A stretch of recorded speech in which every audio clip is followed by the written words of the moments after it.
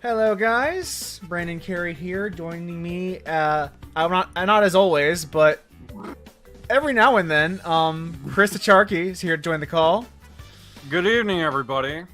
and we are, of course, playing CTR Crash Team Racing Nitro Fuel. We slowed Remember up how the save.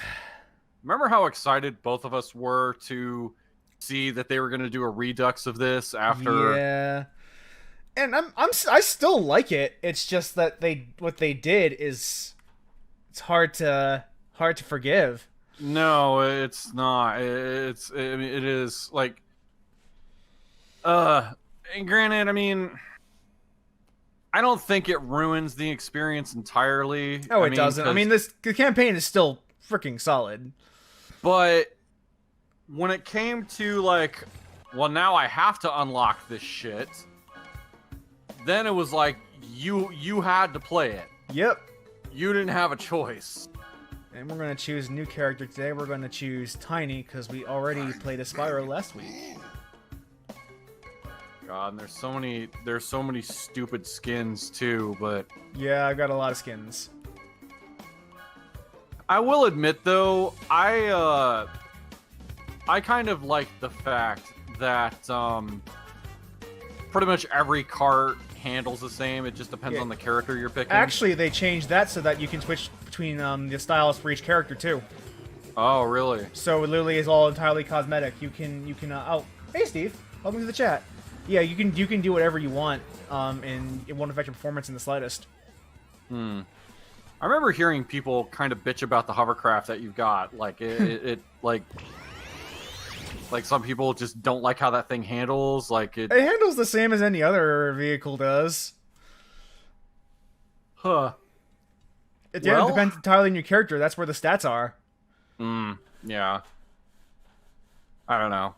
It was just one of those things like, oh, I guess people are bitching about this. I don't know. Like, just kind of going through the timeline. Like, man, fuck the hovercraft. Like, you know, I don't know where this vitriol was coming from. Like, I mean, it's probably, if I had to guess, probably because it's off the ground, which makes it hard to to gauge compared to other crafts, like where you are relative to your the ground to 0-0 your baseline. But I have never had any real complaints. Oh, this is going to be a tough CTR challenge because I think maybe I'm thinking of a different one because this one actually should be pretty simple because there's the R right there. Yeah. There's like one letter that's probably tucked away in a shortcut somewhere. Yeah.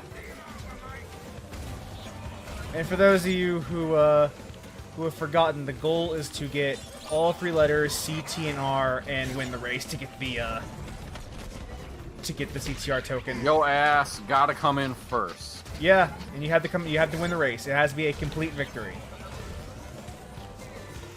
Oh, fucking A, like. Oh, I missed the R. We'll come back. There was already something about the fact that this game lets you play on a lower difficulty setting, and through the like story as opposed to when I finished this bitch on the PS1. Oh, tell me about your time on Crash Bandicoot PS1 because I didn't see it. I didn't see anything. I definitely didn't watch every single moment of you failing. That, for those of you who can't tell, I'm being an asshole. You're being the most facetious bitch right now. Because you saw my suffering and you loved every goddamn minute I sure did, Chris. I sure did. That game at times felt like gave me that false sense of confidence. Like, yeah, I know what I'm doing. I'm coming in first now. It's also because you're used to Mario Kart and not this, and this is a whole different style of yeah. And then drifting. once I figured out how the boost system worked, it still didn't help me in the later races, because the later races, this game still felt the need to like pour sugar down my gas tank, fuck my mom, and then send pictures of it to my phone. Like, oh, come on. Yeah, Really? it's hard to tell how much of it is me getting better at the game, learning the boost system. Oh, I missed the C. I just lost the race. Oh well. You might as well restart. Oh, it was the last lap.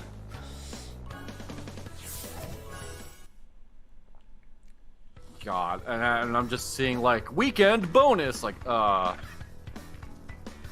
because I gotta get my Wumpa coins so I can buy fixed Rillaroo. there was something. Which, by the way, I looked up fixed Rillaroo between recordings. Apparently, when they put Rillaroo in the first time, the reception was so poor that they had to go back and change the model. For Ripperoo? For Rillaroo. Who is okay. not Ripperoo. Oh, I can see why you'd be confused. Because I have. He's a character from Crash Bash, which is a game that very few people who are new to Crash probably don't even know of, let alone play.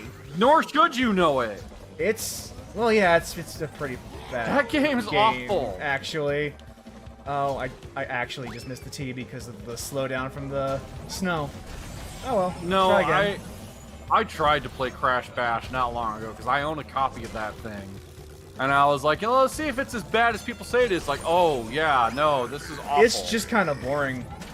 The thing and the challenges for some of the things they have you do in the campaign mode in quotes are just the fucking worst. They're just the worst. Oh god, it's awful. Like the thing has like a small handful of mini games, and it recycles them ad nauseum. Got the T, like, so I gotta win. And since I'm so far ahead, this should be pretty much in the bag. Oh yeah.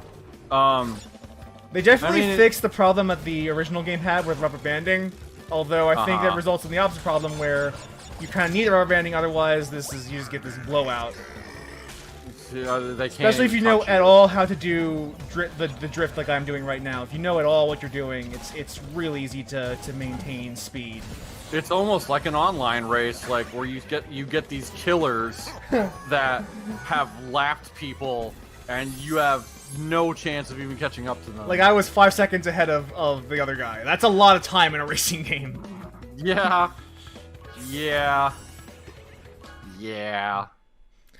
I assume you also noticed that this game felt a lot easier than like the PS1 game did, or maybe that's just me. No, this game did feel. As someone that played both of these games within the same relatively year, back to back, yeah. I can tell you for a fact this game felt easier. Yeah. And I can't quite tell why that is. I don't know. Like, it feels like that was just mostly the AI. I mean, for one, there's an adjustable difficulty, so yeah, it's fair. not like things are going to get that much more harder, but I see, Xenocrest, I did 100% like OG CTR, at least for the campaign. I didn't do any of the time trials, but I did do the 100% of the campaign back in the day. Yeah, but yeah, I did the same thing. The time trials, I said, you can go fuck yourself. And there's still... To this day, End Trophy remains locked in my playthrough of this game. Yeah, they're still hard as fucking balls, even in this remake. Yeah, because there's not much you can actually like do to make them any better or worse. They're just kind of like what they are. On an unrelated note, my waifu started playing Final Fantasy XIV with the free trial. It's a good game. It's a good game. And... you know, watched her go through the character creator. I watched her go through all the stuff and like this opening cinematic and everything. Man, the cinematic for when Bahamut just destroys the world kind of slaps. That. Yeah. Oh yeah, this is where. And that's not a spoiler. It's really the very first scene in the game. So. Yeah, of like, because the old game sucked, we had to destroy it and do it. Bahamut. I still love what they did with that game story. That's a really that's a really rad concept. They have been giving a very big shit about the story and the narrative. I don't know. Yeah, it's what brought me into the game was seeing that game story. Like a lot of people, I think Shadowbringers nobody would shut up about the story in that one. That's why I started playing, because I heard literally it was like the best Final Fantasy campaign ever made, and like That's some pretty bold words. A lot of people were also saying they really loved how the villain is handled in Shadowbringers. I'm curious to see what they do, how that actually ended up being, because I'm like playing through the game right now, and I need to restart the race because I have been screwing these boxes up left and right. I don't know what. I don't want to try to explain the plot of FF14 No, because we don't have anywhere near enough time for that shit. Jesus Christ. No, yeah. but the thing I hear about the villain is that he's not really sympathetic, but you could see yourself agreeing with what he wants to do. Like, it's those are always the best villains, the ones where you can understand why they made the choice they made, even if you don't think it was the right one. Or even if you might, even if they might be plausible they are making the right choice, it's just like the consequences were something they couldn't foresee coming. Yeah. Maybe they didn't experience full life consequences. But one of my wife's first takeaways though was as she's riding a cart to the forest area she was starting in. Oh yeah, she's in Gridania.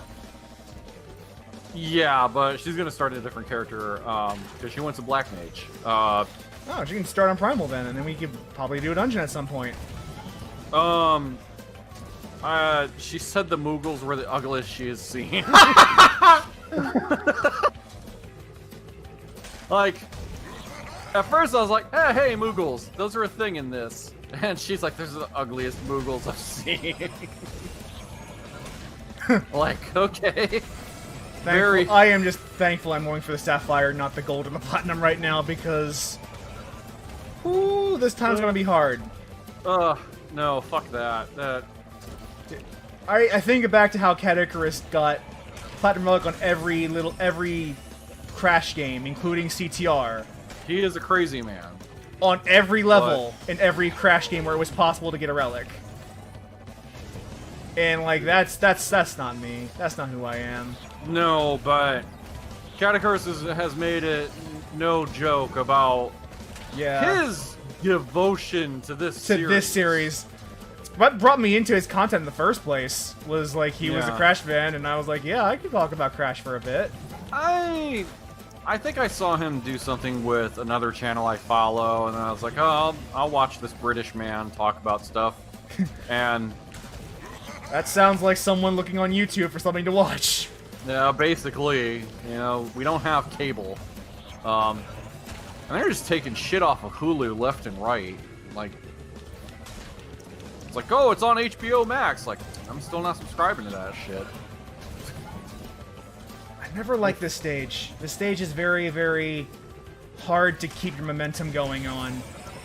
I think I like the look of this stage more than... I can see that. It's a good look. It reminds me... it kind of reminds me of, to relate to Mario Kart a bit, of,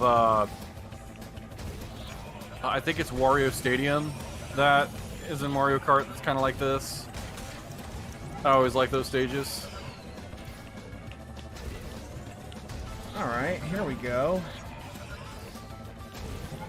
Xenochrist is saying you should do a platinum, but... no. Maybe I should, but no.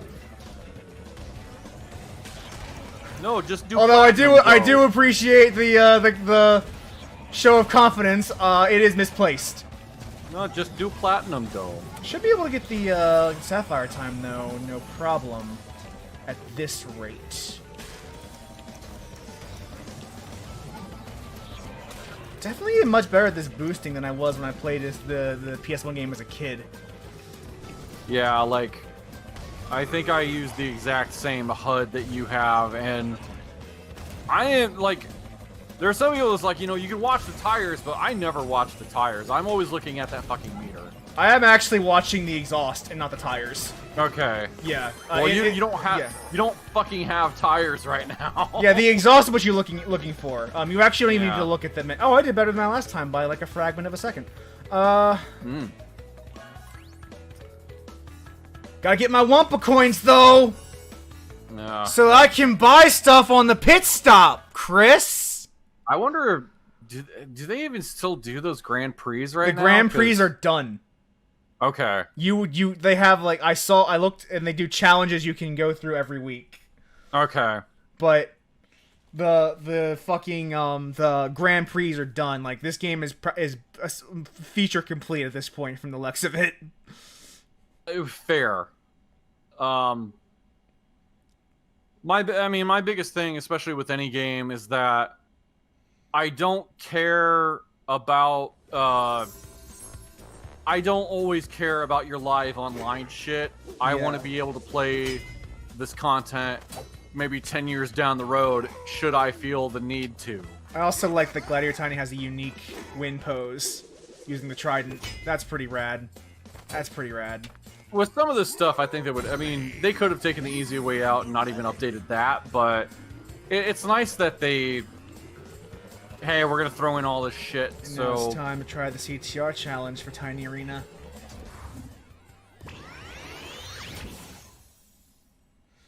Also, Tiny is a hunky tiger. That's all I'm saying. Well, he would be if he did leg day. Yeah, I know. I still love that whole cartoony gimmick of hilariously over the top physique followed by no legs. Yeah, even though like no, it's not a Crash character. There's a character from Sly Cooper that is like that. Yeah, and he just walks around on his hands. Yeah, mugshot. Because his legs are so stupid tiny. Yeah, he literally just walks around on his fists specifically. I looked at my TV screen for a minute to see a sim with glowing eyes, and I was like, what the fuck? Lol. My wife is playing The Sims 4. Nice. And we have like magic expansions, so she's Magic making Man. She's making D&D characters. Man. All right. Shout out to my wife who has been doing D&D content. T. It's one. Yeah, they can't really hide the letters too much here. Like, yeah, it's a very linear track. This stage doesn't lend itself to like shortcuts. Thank God for that. Man, this also reminds me of. Do you remember Twisted Metal? Oh, I love Twisted Metal. Remember when the last Twisted Metal game they made, which was a the generation PS3 ago, yeah. And Twisted Metal kind of seemed like this would be ripe for just making a almost kart racing style mode. And I heard not too many. See that. So they did that, and I heard not too many people were liking it though. Especially when like I could also see that. Yeah, like especially. Where's the C and where's the freaking R? It's probably towards the end. Yeah, it is. Oh, here it is. I missed it, but I can come back for it because it's right here at the final lap. So, hopefully, I don't miss it twice in a row like I did the one last time. I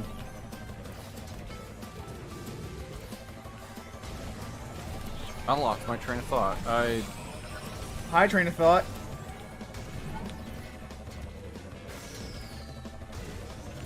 Shit, what was I even saying? Something about the Sims and the Magic expansion? Oh no, my wife's playing that. Oh, Twisted Metal. I think the problem that they had with like, hey, here is a racing mode and you can all use all the crazy weapons and stuff. And I think the problem they had was, one, there's way too many weapons for that thing. And two, the AI can fuck you no matter what place you're in. Oh, yeah. I mean, that's a problem in this game, too, every now and then, like... But imagine having that problem with, like, Twisted Metal's arsenal. Oh, yeah, because you can... And if you're up in first... That can get, like, you don't get knocked out, you die. No, you get blown the fuck up. Yeah, I mean, I think if you tweaked it, a racing mode in Twisted Metal is not... Now I just need to win the race. I think a racing mode in Twisted Metal is not out of the question. It's just... No, I wouldn't think so either. The fuck it's also kind of... Oh, there you It's are. also kind of funny how, like, that PS3 game was not bad. I kind of liked what they were trying to do with it. But... the high water I appreciate Tiny being taller than the shield. Because of course he is. The high watermark of Twisted Metal, though, many will maintain Twisted Metal Black, which... Yep, I would agree with that. Is something you can actively buy and play on a PlayStation 4. Oh yeah, I forgot they made the HD version. Did they put the online stuff on the HD version too, or? That I have no idea. I want to say they didn't. Maybe I can find out. And I remember buying Twisted Metal Black back when it originally came out, and my hype for that at the time came from reading about it in the EGM. And I remember Twisted Metal always being like a goofy thing because that was one of those that was one of those things where I'm trying to think. Because back in when the PlayStation 1 was first coming out, and me and my friends played that, we all played that demo disc, and there was the Twisted Metal demo, and right from the get-go, Twisted Metal had a goofy vibe to it. Even if it took itself seriously, you never took it seriously. It was just kind of goofy. But Twisted Metal Black, though, there was nothing funny about that game. It went from darkly comedic to just dark. I mean, and the thing was, their whole reason for doing that was Twisted Metal as a series kind of became a joke because you had 2 good PS1 games, and then they put out 3 other ones which were dog shit, and nobody cared, and it was just kind of a laughing stock. And then they were like, if we're gonna go back to this, like, and do it right, we want it to be fucking grim. And then boy, they is it. did that PS3 one, which was kind of bad. Yeah, the PS3 game is... like, it is still a good playing game. Oh, sure. But it's not. It's really not the Twisted Metal I wanted it to be. No, it's not. Man, Twisted Metal Black, like, you could do fighting game inputs for some of the shit that... Yeah. I mean, and that was the thing from the original games, too, was there were weapons and stuff you could only do from, like D-pad combinations and stuff. I love this track, and by love I mean hate. Hey, Chris, tell me about your experiences in this track, because I know you played this track a lot during your stream. If it wasn't the minecart I was running into, it was the fucking pillars that I was hitting. Oh, for me, there's a different reason I hate this track, but I can see why that would piss you off. And also, never being able to get my drift just right to get up the freaking loop. Yeah, this loop-de-loop. I genuinely don't understand how you're supposed to get up here. Like, you maintain your speed. Yeah. It's fucking... If you don't fall off of it, your ass is just hitting the side. Oh, pretty much. I hit the side every time, without fail. Like, either that or I like, hard turn through it, which just halts your momentum completely. I forgot that, like, the Komodo brothers were a thing, and that they could only do Komodo Joe. Yeah, but they added Komodo Mo in the, in the Grand Prix. Oh, okay. They did add the other brother. That's interesting. I'll go for it. Fucking messed up completely. That's exactly what happens in this track. It's okay. Yeah, I still got plenty of time on the clock. Some of those crates don't even seem worth it to where it's like, I'm going to lose more time. The thing is, if you get every single crate in a time trial, you lose 10 seconds off your time. Which your is... final time. Which can be very relevant. When you're going for, like, platinum or gold, but for this here, for Sapphire, probably not as relevant. I'm going to crack open a bag of Doritos. Not on the microphone, you aren't. Oh, we should have this. This should be fine. It's okay, I'm eating away from the mic. Good. That's what I need to hear. I actually just opened the bag, you just didn't hear it. And we got it just in the nick of time. Also, yeah, the Komodo brothers are really interesting characters. I wish that they did more with the minions in Crash, because there's a lot of them, and they're all pretty decent, they all have really interesting stuff to them, like little gimmicks. Yeah, I don't think the Komodo brothers ever make return appearances as bosses. They're aside from this game and in Crash 2, they've never been in any other Crash game. Okay.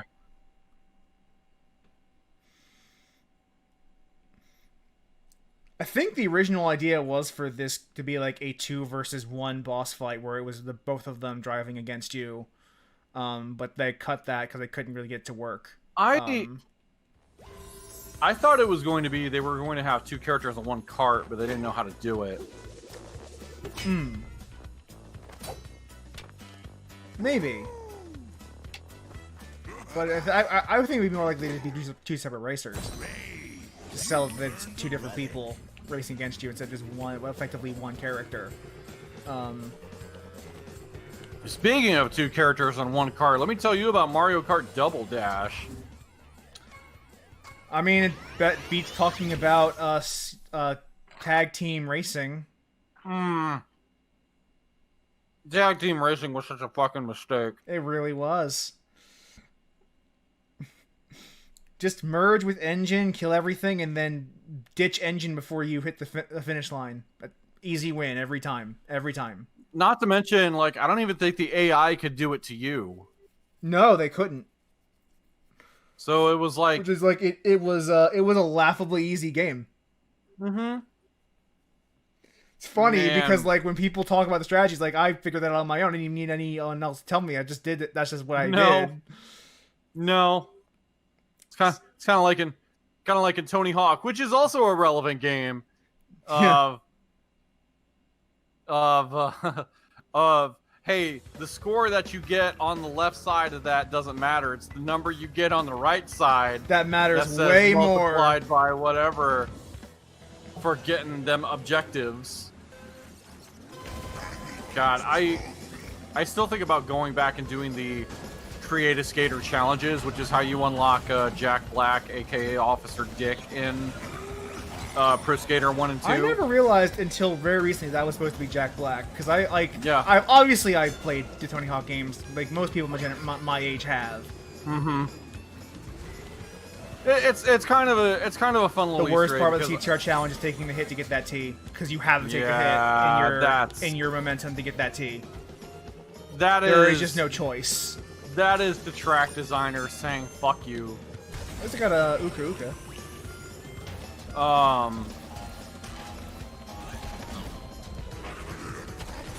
Man, thinking of so this generation, we got remakes of Crash, of Spyro, of this, Medieval. Yeah, I've played most of them on this stream. Tony Hawk 1 and 2, and I might even play Tony Hawk on stream. I'm not sure. I'm thinking about it. Well, if you do, be prepared to turn the music off. Oh yeah, because maybe that should make that a me game then. Because the music really makes that game what it is. It does. That's just an inferior game without that fucking So here I am. Yeah, doing everything I can. Holding on to what I am. Getting copyright strikes right now. Yeah, exactly. No, that game is unstreamable with the soundtrack on. Like, I tried to see. I was like, could I? And like a lot of YouTube videos and everything I saw, I was like, nope. They turned the music off. Don't even bother. Don't even bother. It's not worth your time.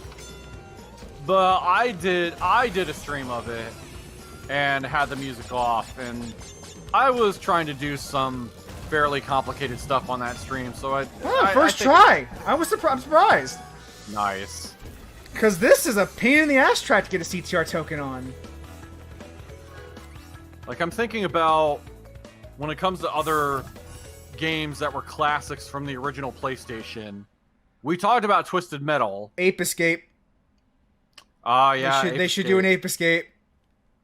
They should, but at this point, we know they're not going to. If we're going into Magical Fantasyland, Croc. Now Ubisoft would have to do that one. That's why I call it Magical Fantasyland. I picked up a physical copy of that game. That's a good game. I don't have, and there is another one, Croc 2, which Jersey Devil. Oh, Xenochrist. Fucking. I'm surprised you even know what that game is, because like it's like no one. When I was growing up, no one heard of it aside from like me and my family. I knew what that game was.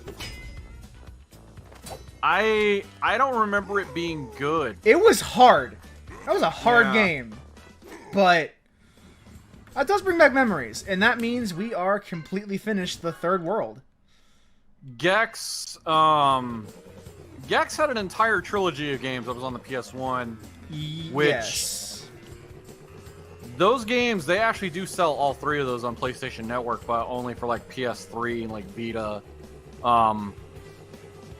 Man, what does a new Gex game look like today, though? And now we're on the final world. We're on the castle stage. Nice. Is this where you have to do Pinstripe's Blimp? Yeah, I mean, you can. You see it? You see Pinstripe's Blimp? Yep. I mean, I'm on a delay, so, but, you'll see in a second. No, I'm seeing it. I saw it. Jesus Christ, I hated this track probably more than any other track in this game. The worst part is it's not even that bad of a track. No. You just gotta know the tricks. It was this and Cortex Castles I kept getting fucked. Oh, we're not going to do... We can't do Hot Air Skyway until we get a couple trophies, but I think we're doing Cortex Castle right now. Yeah, Cortex Castle. I actually take a look at what the marker was. I went to the nearest portal. I got fucked on that one because it... I find Cortex Castle a ton of fun to run, personally. It's fine, but on the PS1 original, when you're trying to get first place, bocce fucking balls does that track put the screws on you? Oh god, yes. Yeah, it's the thing. Like I've been talking about it when I've been playing. What I think is the actual difference is that like the AI seems less aggressive in this version of the game, and I don't know if that's the AI's fault per se, because I think the actual problem is weapon drops.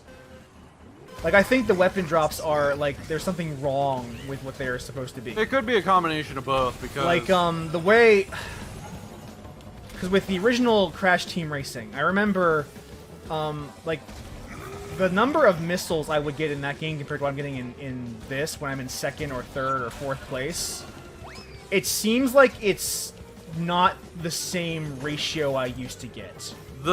You might be right on that. The thing...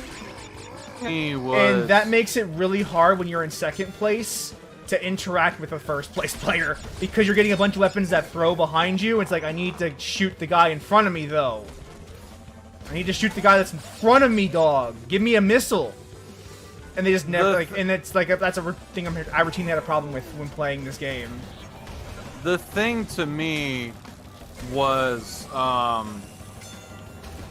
it felt like it was very difficult because in the PS1 original, characters just they were too good at staying in front of you. Like, and yeah, the item drop thing probably factors into that, because you wouldn't get enough stuff to... Oh yeah, because they would just shoot you the moment you got in front of them. Uh-huh. It was fucking ridiculous. Like that. Mm-hmm. But that would happen way more often in the original game Yep. than it has in this game, from my experience. I remember taking multiple missiles up the ass. Oh, a number of yeah. times, like getting, like I was in first place, I get blown up once, and then another one comes. That is the CTR experience I am deeply familiar with. Holy shit. Ivanhoe.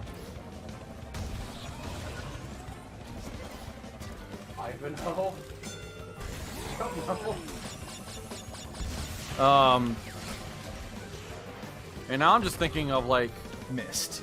PS2 classic games like Tekken, obviously, but you know we have Tekken 7, and Oh, come on. I want to talk about not getting missiles, and then the AI's gonna get missiles every fucking time now. That is the way of things. That is Holy streamer's luck. Polar is. But we have a race going right now, is what I'm seeing. Polar's giving you the business, like. Sure the fuck is. Oh man, what else? Oh, here's a game I know you probably don't remember. That this was on more than the PlayStation, but its sequels would only be on Play. It was pretty much a PlayStation franchise that did get a Saturn port, but would get sequels only on PlayStation because that was the console that made it. Battle Arena Toshinden. Do you remember that? I don't, actually. Oh, God. Well, I didn't until you told me about it the last time. Last time we talked about old games. If no one in here knows what Battle Arena Toshinden is, imagine Soul Calibur, but if it felt a lot more stiff and a lot slower.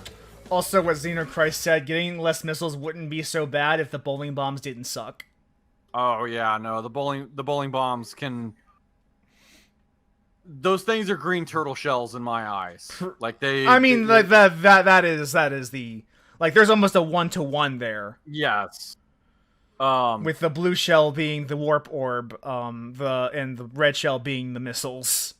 God, Battle Arena Toshinden was like, that game had early 3D fighter written all over it, to where. You know how, like, in Soul Calibur, you can just kind of freely move around a character and move in different axes? Battle Arena Toshinden had shoulder buttons dedicated to moving to the left or the right.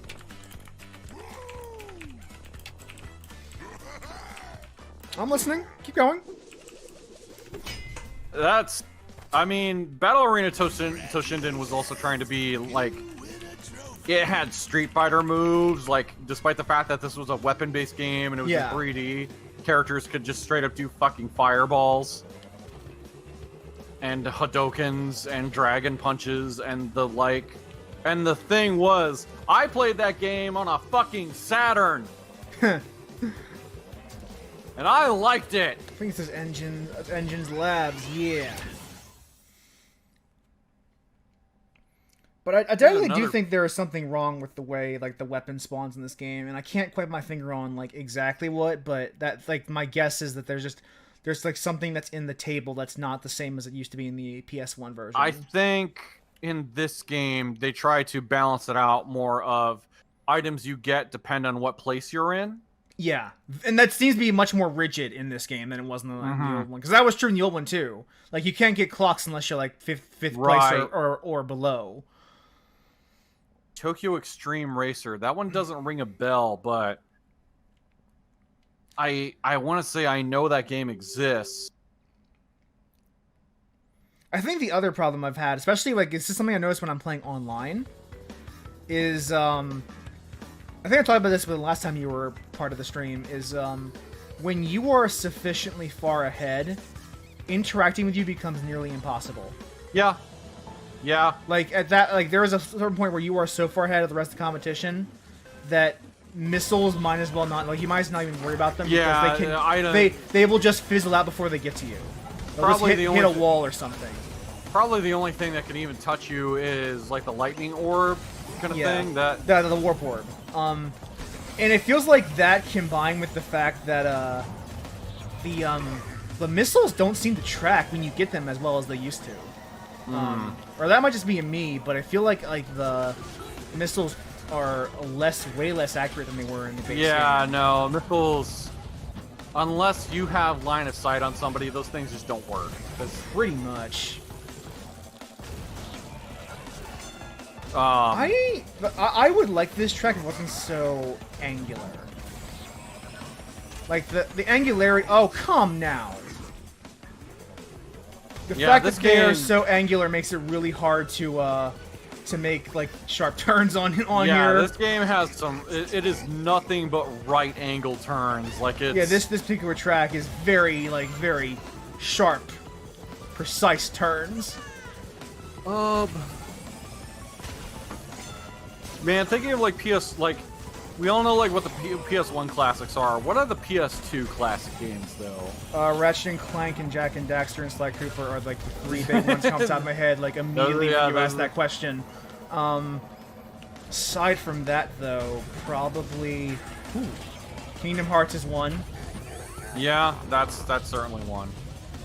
Despite what Kelly would or Sam would rather be the case. I mean, that first Kingdom Hearts game and even Kingdom Hearts 2, they are both very comparable games. Oh yeah, I like Kingdom Hearts 1. I like it a lot more in retrospect, than I did back then. Even back then, like I like it more now than I did back then because of how really simple it was. It really was. Like the narrative for Kingdom Hearts 1 is so simple. It's very Disney compared to the rest of the series. Becoming more Square Enix, if that makes sense. Yeah, it's like as soon as you get into Chain of Memories, that's when the bullshit starts. Darkness within darkness awaits you. Oh my god.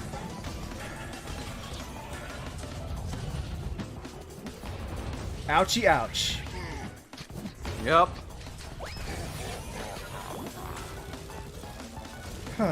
But yeah, Kingdom Hearts would probably be like one of them. In FF10 too, like that is literally like a classic game.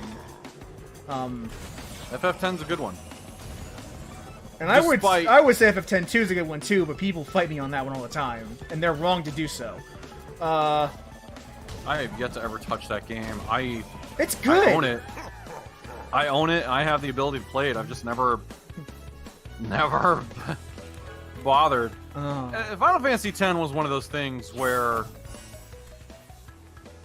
I remember being hype about it because it's like, yo, they're not using pre-rendered backgrounds anymore, and it's voice acted. Like that's the shit. Xenochrist, you say 10-2 is not a good game. I'm gonna fight you on that one. I'm gonna fight you. I think you're wrong there. Playing pretty dressed up in battle is the best mechanic. I think God of War probably has made that list too, even though I wish it didn't. Oh yes. I'm not a huge fan of the God of War games personally, but they do deserve to be on that list. I'm gonna be real. I love me some God of War, and Kratos can be an absolute shithead. I mean, in comparison to Devil May Cry, like in terms of how they play, even like. I'd rather play Devil May Cry any day of the fucking week than... God, yeah. That first Devil May Cry, that game was cathartic when that came out because of just like... The idea of character action was something not seen very often. And, like, Devil May Cry... Devil May Cry invented the genre, pretty much. Kind of, yeah. And the thing was, like... That first game was taking some cues from old survival horror, but it was like, nah, fuck it. Like, the idea of just being able to shoot as much as I want felt cathartic, and like being able to fight these monsters and everything rather than like having to run away because survival horror became such a big deal. Would the Silent Hill games like Silent Hill 3 also like fall under the classic umbrella now I'm thinking about it? Yeah, 1, 2, and 3. To some extent, also 4. But the thing is, that after 4, that's when Silent Hill was worth giving a shit about. After that, it's just people missing the point. And I'm sure though people that will defend some of those later Silent Hill games, but it's like I am one of the sticklers that it didn't come from Team Silent, not worth a damn. That Team Silent doesn't exist anymore. I don't see why you hate this track so much, Chris. It's fine. This track just brings back awful memories. It's fine. Yeah, first God of War was pretty good. I preferred God of War 2. I thought it was a better game. It's a better game, but I think it's a worse story than the first one. I think the first one You're is like... not wrong. Because the first game, you can at least feel sorry for Kratos, and the fact that his story very much fits in line with Greek tragedy. Yeah, like very like classic Greek tragedy.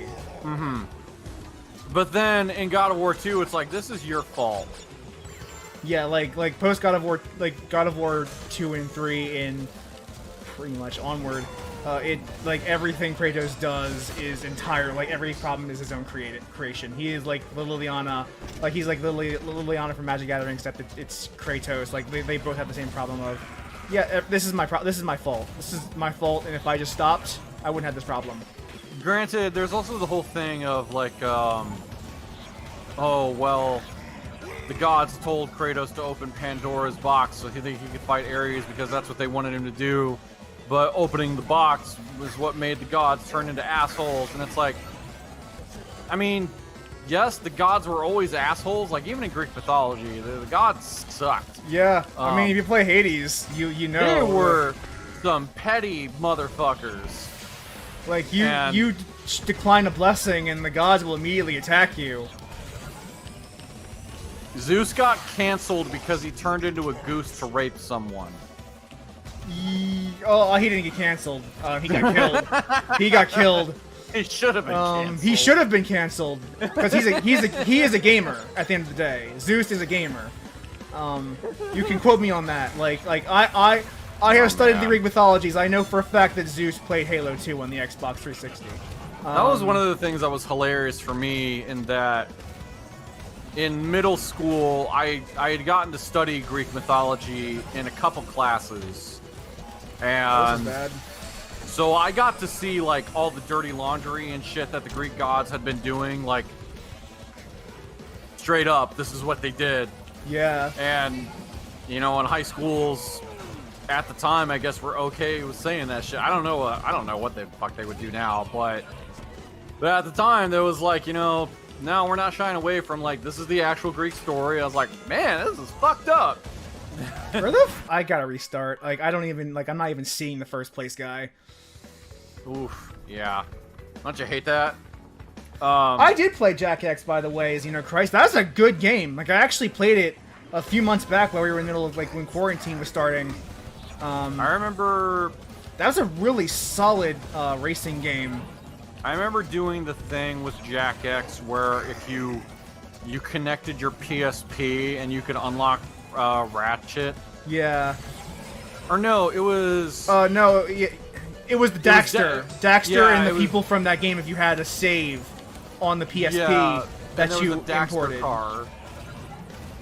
And Ratchet was just if you got a save file from Deadlocked. The worst Ratchet and Clank game. Which actually, the PSP ones actually. Now that I'm talking about them, I'm gonna stand Deadlocked for a bit and say that game is actually pretty all right. I mean, the worst Ratchet game is still a very playable Ratchet and Clank game. To me, the worst Ratchet game is Full Frontal Assault. That thing was such a fucking Okay, you know what? I changed my mind. Yes, you're right. Yeah. Like, the PSP games, they have their problems. But... Did you play the PSP games out of curiosity? Oh, yes, I did. On a fucking PSP. Same. I played Size Matters, although... And honestly, Secret Agent Clank. I never finished Secret Agent Clank. Holy shit. I don't know what it was. That game just... I don't know what it was. I just couldn't get through it. I tried numerous times to get through that game. It was just not happening. Size Matters was okay. It was fine. Yeah, it was a mediocre game. It would have been a better game if it wasn't on the PSP. Oh yeah, no. So my wife mentioned how all the titles in the Ratchet and Clank games are like innuendos where. Yeah. I mean, going commando, up your arsenal. Yeah, wasn't there one for the first game? There was something. The first game I mostly remember just being called Ratchet and Clank. Yeah, the first game was Ratchet and Clank. Yeah, and then it was going commando, up your arsenal, and then Deadlocked was, and in Europe it was called Gladiator, which is there are two equally bad titles in my sincere opinion. Like I said, Size Matters was on the PSP. Very fitting. Oh shit! Oh shit! Oh, that's bad. That is bad. Nope. You fucked up.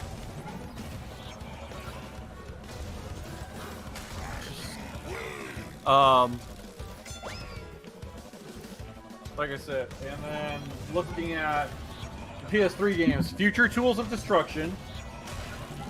Yeah, that's really that's not really much of an innuendo. No, A Crack in Time. All for One, which, oh boy, just play that game by yourself. I did. I didn't like it. Yeah, no, it wasn't great. Full Frontal Assault. Oh, I fucked up at the very end of this race. That is unfortunate. And then the last PS3 era game, Into the Nexus, which was not bad. Oh, I almost forgot. There was the download one, Quest for Booty. Holy shit, I salvaged that. Remember when Little Big Planet made a kart racing game? Actually, now that you've mentioned it, Xenochrist, I think I do like Deadlocked more than I like Ratchet and Clank Up Your Arsenal. Up Your Arsenal, the big thing about that one was a lot of people were kind of riffing on it. It's a very diffuse game. It didn't seem to know what it wanted to do. A lot of people were just kind of comparing it like, oh, this is just an expansion to going commando. It's not really a full game, but I still really liked Up Your Arsenal, especially with like the story, and of course it introduced one of my favorite video game antagonists of all time, with Dr. Nefarious. Have you ever seen the commentaries on the Ratchet and Clank trilogy? I have seen I've seen parts of the first one. I gotta go back to that. I still have that playlist because they are they are really, really solid. Like, if you want to get a little in depth about how developers think about shit, that is a really good series to watch, or just to listen to while you're doing something else. Just a lot of really good information, like how in Ratchet and Clank, for example, they talk about every time you die, the game gets just a little bit easier, and you don't even see it. It's completely like to the player, they don't even notice things that they're doing, but they're making slight tweaks every time you die to make the game a little easier, because what they want isn't like you breezing through it or you getting smashed. They want you to have like a curve where everyone dies roughly the same amount of times. Like a consistent experience between the between different types of players, different types of skills. Makes sense. Yeah, Spyro does that too. It's called dynamic difficulty, and a lot of games do it. It's like a lot of tricks that when you start noticing them, like most people don't realize how much the game cheats in your favor. And then not just Ratchet and Clank, but a lot of games do this. In most shooters, the first hit that would kill you if you had more than one health will actually it will just bring you to that last pip of health instead of killing you outright. Like that's a pretty common thing that shooters do. Or like a famous example is in Breath of the Wild. You will always have your last quarter of a heart, no matter how strong the attack you got hit by is. Like, even if you had 3 hearts left and the attack's supposed to take 5 hearts away, you'll always have that last quarter heart left. Period. And then the one after that will kill you. Oh, looking at my shelf, I've got a fresh ass, well, maybe not so fresh anymore, but a copy of Mod Nation Racers from the PlayStation 3. I remember wanting to try that game and never actually got around to doing it. Copyright infringement and if everywhere. Oh yeah, I mean that's Little Big Planet has the same like thing where there's copyright. Like at any level you go, it's probably like how many people made World 1-0 like yeah 1-1 from Mario. But at least like the level editor was the only place you were doing that, whereas like the character skins and outfits were all like, oh well, hey, you gotta buy this shit if you want it, which I bought a lot of for Little Big Planet. But Mod Nation Racers was like, you know, yeah, go nuts. And then of course you go. So a funny thing with that game, the funny thing with Mod Nation Racers was, I'm almost tempted to boot it up on my PS3 sometime, just to see if the online plaza is still active.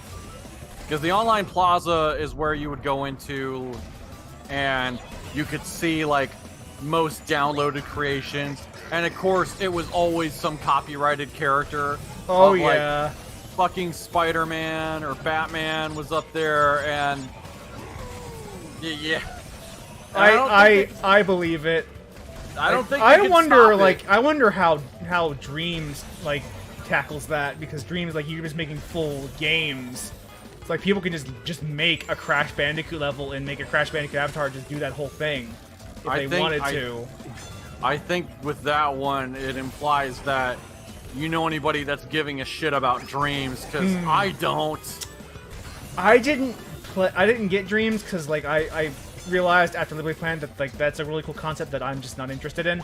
Yeah, no, I'm glad that exists for people. But I do think it's cool for people to like get get their hands wet in game design that way. I think that's a really rad concept. Although I guess the argument at that point with Dreams is like, why not just learn Unity and actually get a skill that you can turn into a real like hobby or career. That will be able to be played by more people, because like anything you make on Dreams will only be played by people who also own Dreams. Yeah, that's the Whereas thing, if you make a Unity level, then anyone can theoretically download or play it. The thing is, Unity still has a barrier.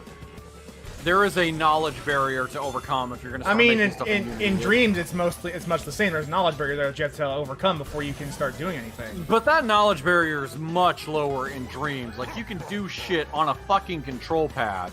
Fair. And have menus to explain stuff. Unity doesn't do that. It's like, learn to program, bitch. I'm getting a lot of Wumpa coins. Yeah, you can buy now I can start buying shit off the fucking Pit Stop store, Chris. What's in the Pit Stop? No, Dreams is really something like, if you're somebody that likes to create stuff, then Dreams is probably worth looking at. It's just that is not me. Yeah, I've made that same conclusion. It's also just like not me. I do a lot of content creation as it is, and I don't feel like I need to do any more than I already have. Like when it came to Mario Maker, I did make some levels in Mario Maker, but it was never going to be as intricate. I'm also very deeply involved in my own like personas, lore, and all of that. And just don't have time to make another like whole story and level and world and all that shit. Fair. Also, I love these cutscenes. They like adding this. This adds so much personality and character to the game that just wasn't there before. Because in the previous game, it was just them talking at you while on a race car. Yeah, I very much remember. So let's fight Pinstripe on Hot Air Skyway. Chris's favorite stage from the sound of it. There are some memories I drink to forget about. And they all involve carts. Man,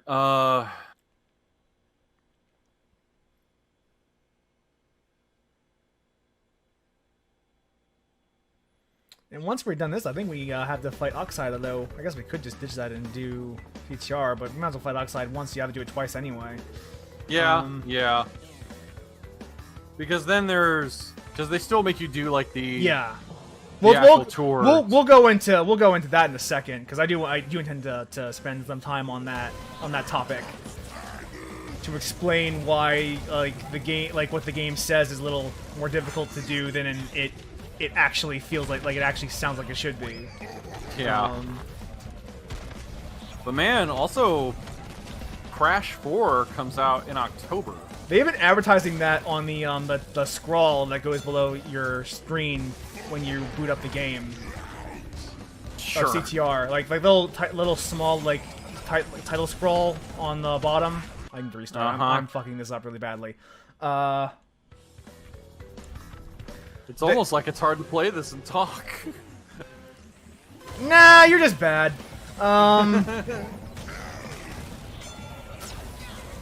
I've never gotten a warp orb in a boss fight before. Nice.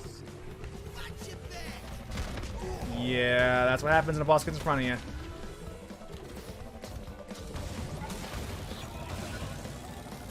I hope Crash 4 is good. It looks like it should be. I would like that to be a good video game. A good videoed game. Mm-hmm. I'm Get in front of me, glad... bitch. Get in front of me, get in front of me. I dare you. I fucking dare you. I have 3 missiles and they're all looking out for you. I'm glad Toys for Bob got to continue being a thing. Yeah. After Activision pulled the plug on Skylanders. For the better. Yeah, and then they got to make Spyro the actual game that people wanted to see. Yeah. And then Crash the actual game.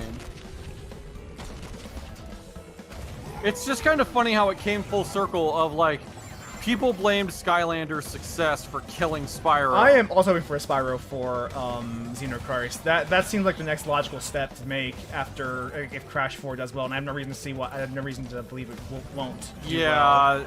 I think if they did a Spyro 4... Have you seen that new Tawna design?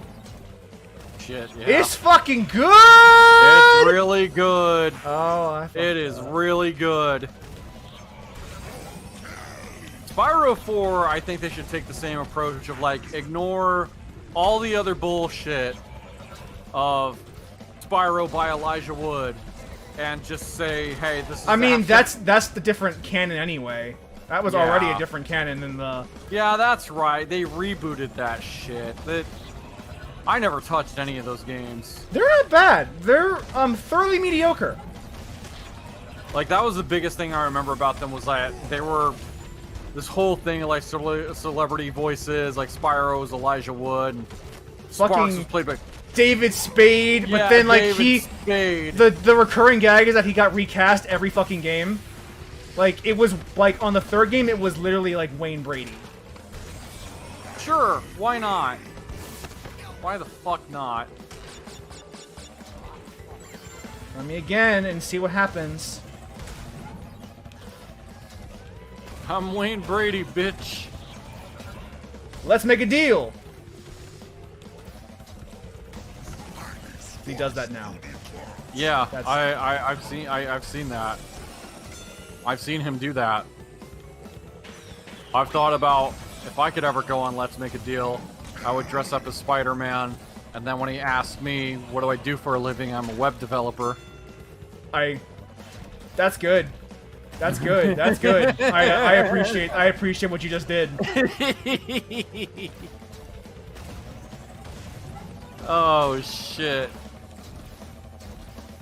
Let's Make a Deal. You will always be inferior to The Price is Right. I'm sorry. Yeah, you know, you're not wrong. The Price is Right was like the pinnacle of, like, one, when you got to stay home during summer vacation. Oh yeah, or when you were sick from school. Sick? Like, I'm watching The Price is Right. Like, hell yeah. Like, That was a Tell him win. what he's won, Roddy. Yeah. It's a new car! Oh man, there's a hilarious story. I heard this like a decade ago.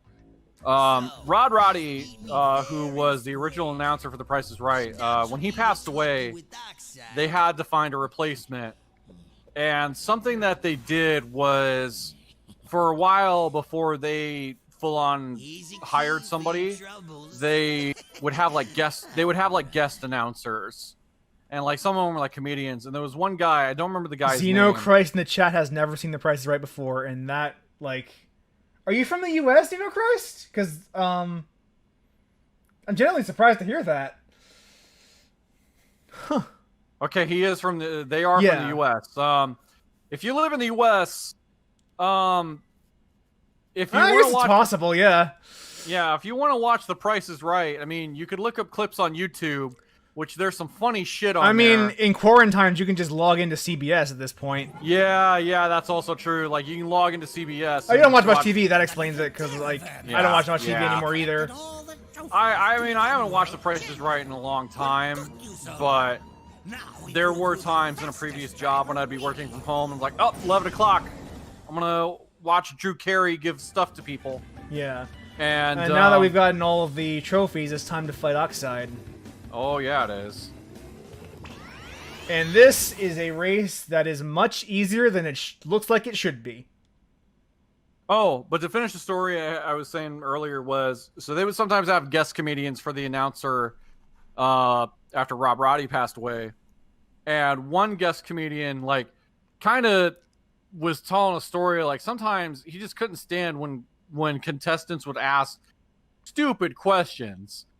And you kind of have to fight the urge to say shit to him because you don't want to fuck up being the announcer and The Price is Right. I mean, it's like the guy that starts the bid with $1.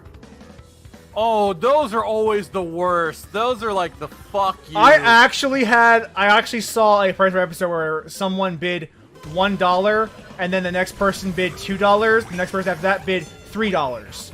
Wow. And last person said $4. Or the one that's even worse, I'll bet 1,200. I'll bet 1,201.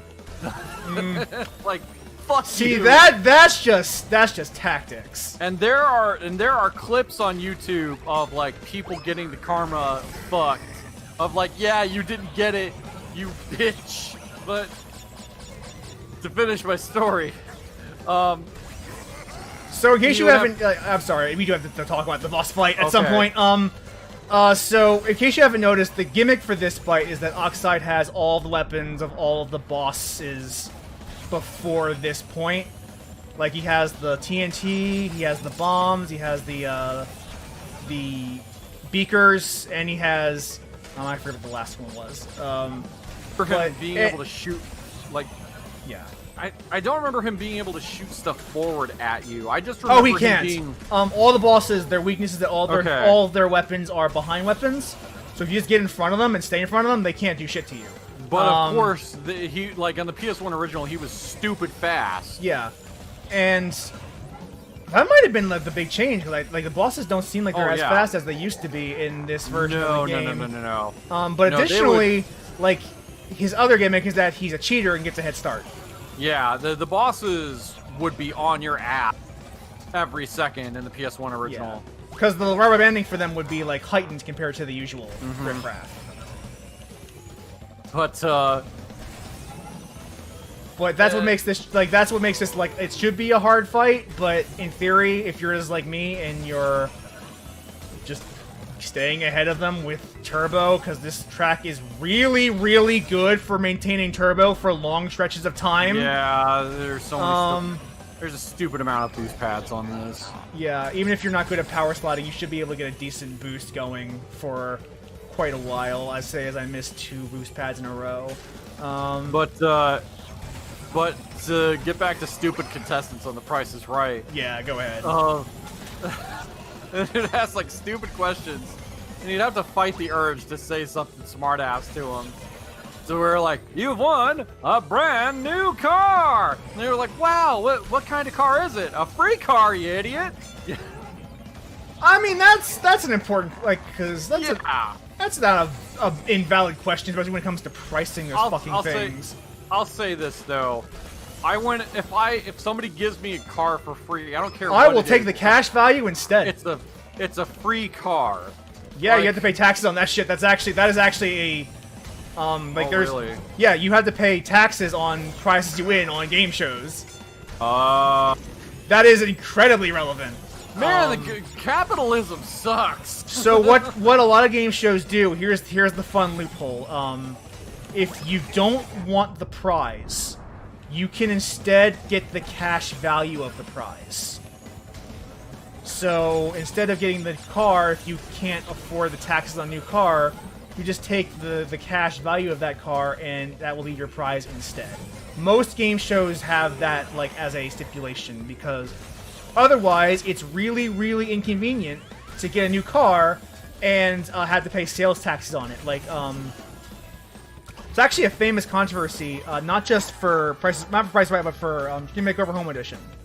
I don't know if you are aware of this, but when they would come in and revamp someone's new home, you know that show, they would have to pay the real estate tax on the upgraded home.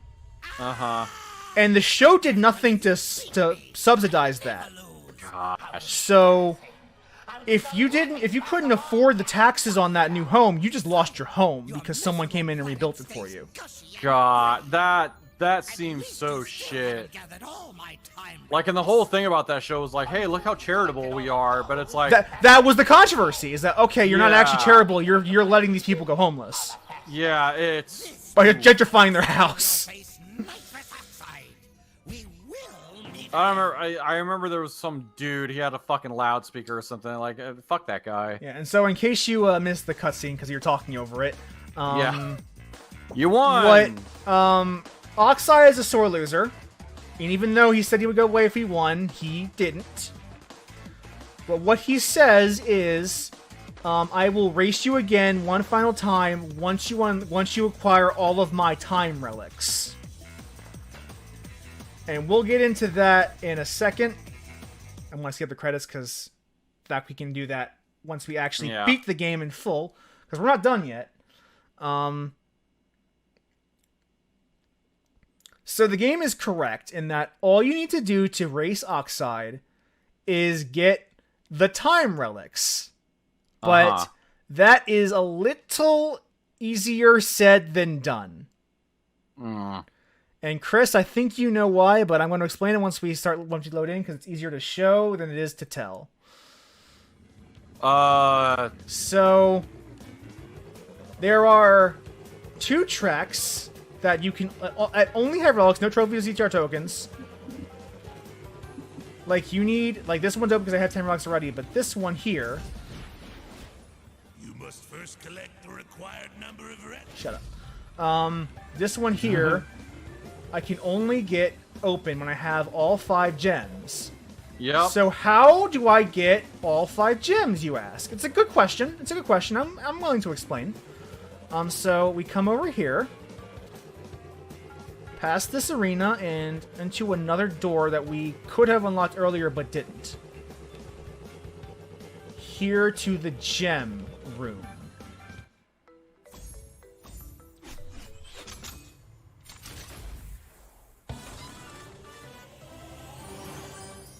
And so, in order to get, in order to beat the game, to get the gems, I need to finish all of these cups, which, as you can see, they are locked. Now, how do you unlock the gem cups? I hear you asking in the audience. You only unlock the gem cups after you've gotten all 4 CTR tokens that correspond to that gem. Like, for example, for the purple gem, I need all 4 purple CTR tokens. So, in other words, in order to get the relics, you need to get the gems. To get the gems, you need the CTR tokens. So while the game says, I will race you when you get all of the time relics, that effectively means 100%. Basically. And so, I've done it, though. We are going to go back to the castle to get the remaining relics and CTR tokens there. And I assume once we do that, the final episode of this will probably end up being mostly wrapping up that and then doing the gem cups. Which I really like those personally. I like the I imagine that you're more used to doing that because you play Mario Kart a lot, but yeah, where it's like you don't have to come in first in every race, but if you get the you need to have the superior performance overall amongst these 4 races. We'll get to that in a second when we actually do those, but for now, just know that like even when we finish up this section of the track, we're not done.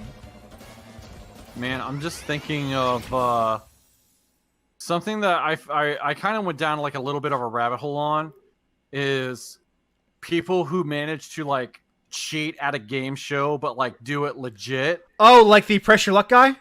Yeah, like that guy. Oh man, that one still fascinates me. Also, do you remember these crystal challenges, Chris? Because I remember you playing these. I hate them to holy hell because fucking A. These were such a pain in the ass. They sure are. I fucking hated these. Take the hit. Like, yeah, that was the other thing of when they'd put them in shitty locations and... Yeah. Oh, I might as well restart. Yeah. But yeah, this, I was like, when I was first recording, I did one of these while you were away. And I was sitting there like, man, I wish Chris was here so he could talk about how much he hates these fucking things. Oh no, these... I know you do. I know you loathe them with every fiber of your being. These suck some hot, sloppy shit. These bocce fucking balls are these hard. Like, the only thing that would like alleviate like some of the get bombs. Yeah, you do get the bombs from the boxes, but that's you a fuck around small too much though. That's a very small conciliation. Uh-huh.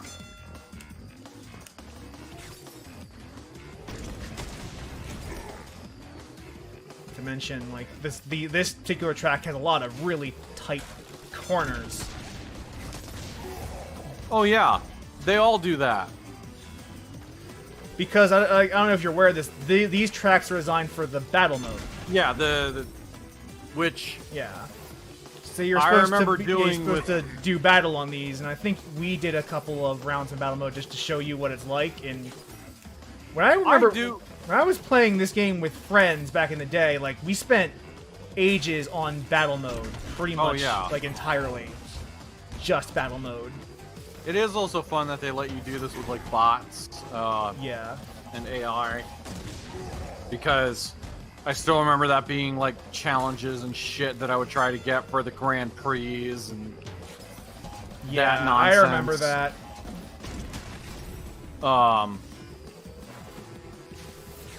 No, there was one guy. So there was a guy who cheated Price is Right, but how does one cheat on Price is Right? So a lot of winning on Price is Right is knowing the patterns of how much things cost. Okay. And if you're someone who is very good at recognizing patterns, okay, that makes sense. That makes some. And there was one guy. Not only did like he get like the right answer, like it wasn't enough that he got close to like the right amounts on stuff. He would get exact amounts. Oh fuck me! I don't know where the last crystal is. Oh, there it is. I can't get to it in time. Shit. Yeah, that always sucks. That always fucking sucks when it's like, shit, where's the last one? And yeah, I was doing good too. Like I was very close to getting it that time. I don't like these. Yeah. No, they're the fucking bane of my existence. They're awful. You know, in the old version, in the original CTR version of this particular course, you could use these nitros to bounce yourself above these barriers. I spent all that time turning and didn't actually get the crystal. So there's just no point in me continuing this. Like, it's one of those things where if you fuck up hard enough, you might as well just restart the run and start over from the beginning, because it's just not worth continuing. Yeah. But, this guy on The Price is Right. He noticed patterns. Why did he notice patterns so well? Because he's a meteorologist for a living. Ha! That's not cheating. That's just getting good at the game. And the thing is... That's the same way that counting cards is cheating. That just means... Yeah. That's just a person who is better at blackjack than you are. Yeah. Of course, Vegas still hates you for doing it, and while well, it's the thing where they can't call you a cheater. They can't just say, for any reason, I don't want you here. Yeah, and once you leave, they can keep you from coming back. Yeah, because it's their establishment. They can do whatever they want because it's privately owned. Man, now I'm just remembering that movie Casino with Robert De Niro. Holy shit. And there's a scene I enjoy in that movie. I'm not somebody that's really into, like, mobster movies, but this one in particular, like, there is a bit in that movie when there was a guy cheating in the casino because there are two guys who are both into cheating a blackjack table. One guy is at one table and another guy is at the other table. The one guy is able to see the dealer's hands at one table, and he has a wire on his leg that he's tapping Morse code style to tell his buddy who's got a receiver in his ear what the dealer has. And Robert De Niro, he's the guy that, like, runs the show at the hotel, catches on. Done! Nice.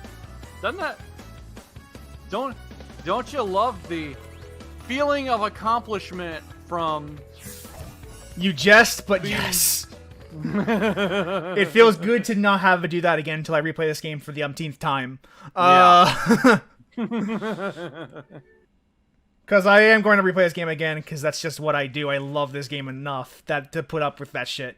Dude, ask me how many times I played through Mega Man X. How many times you played Mega Man X, Chris? More than I can count. Mm-hmm. Every year, at least once a year, I play a Spyro game, a Crash game, or CTR. Yeah, Mega Man. That's my annual game. In all honesty, is Mega usually Man it's Crash 2 or Spyro 1, but sometimes it's CTR. I have my favorite from each one of those franchises, or each one of those like trilogies and series. Ooh, that's something I haven't thought about. Is if I have a favorite from every Mega Man series, because I can tell you that Mega Man 3 is my original of the first 11. Mm-hmm. Because there's 11 of those things. X1. I mean, ask me about Final Fantasy, Chris. It's 7, isn't it? No, actually, it's I'm one of those fuckers who likes 6. I'm a man who prefers 4 myself, but 5 is a close second. I really like 5. My wife loves 7. That's her. Because I love I love job class systems. I love being able to swap and mix and match my character skills. That's why I like 5 a lot. Interesting. Because if you know what you're doing, you can break those over your knee. I bet. There was a... Speaking of breaking an RPG, I still remember a friend of mine who told me a tactic about if you want to break Super Mario RPG, the Square game from the Super Nintendo. Yes. There is an equipable item you can get that will cause a character who is wearing it to level up 2 times faster than everybody else. Mm-hmm. Put it on Princess Peach and don't take it off, because Princess Peach is she just overpowered? She is your white mage. Oh. So when she can heal and revive the dead, you never die. Okay, that makes sense. So that is the pro strat for Super Mario RPG. Oh, we got the C and the R off the bat. Just need to get the T. The T is the pain in the ass to get. Oh, I assume that's some painful memories coming back to you. Yeah, it is. From this game. I don't remember what it was. It was like...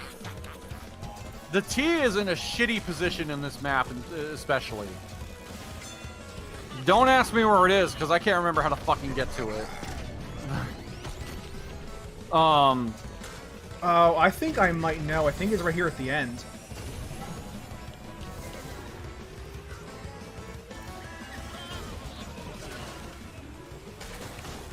I didn't even see the T. Yeah. Yeah, you won't. Where is the T? Let me...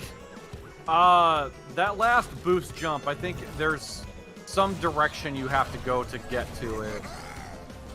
Because I remember, I think that was the thing of it, was the last boost jump before you get to the finish line of the lap is, I think you have to go like real far right or left to get it.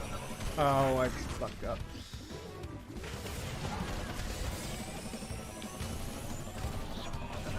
Yeah, the T is in a shitty spot on this track.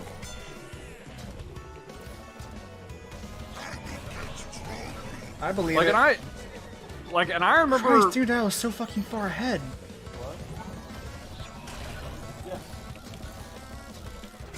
It is in the truck or in the fridge. Help yourself.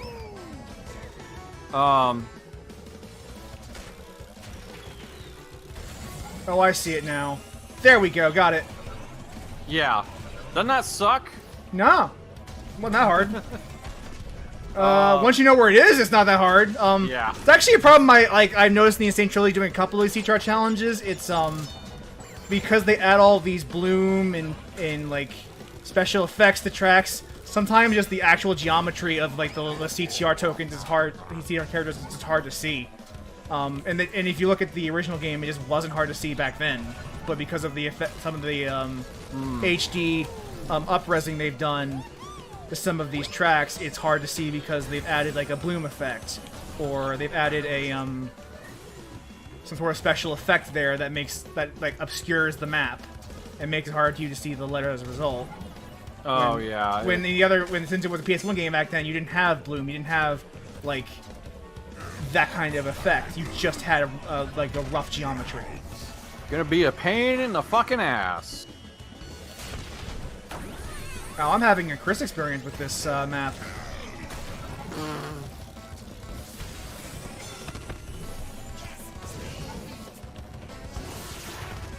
Wow.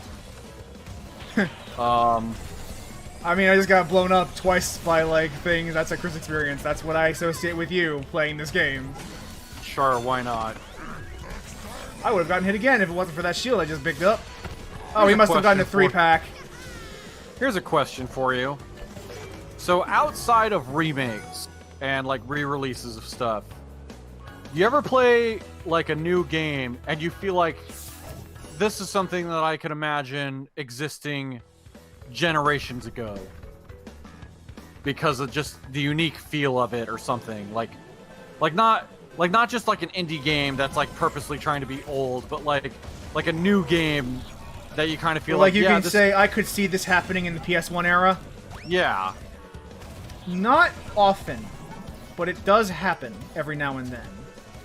Like Kingdom Hearts 3 is actually like that was a good example because I don't know I don't know if you played it. No, Kat did. I'm just gonna restart. I watched her play through all of it, so I've seen everything there is to see in that Kingdom Hearts feels 3. like an upscaled PS2 game for both better and for worse.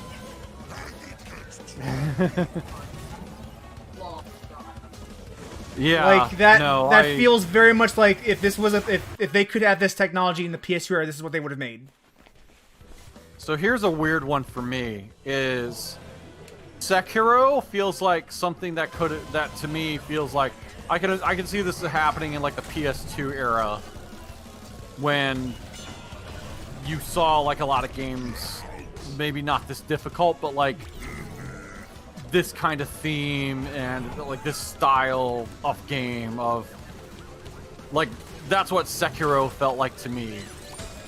Despite, like, all the fucking FromSoft conventions that it has. But... Oh, wow, I was so fast I actually went over the R. Don't you hate that? That happens sometimes, especially with this game!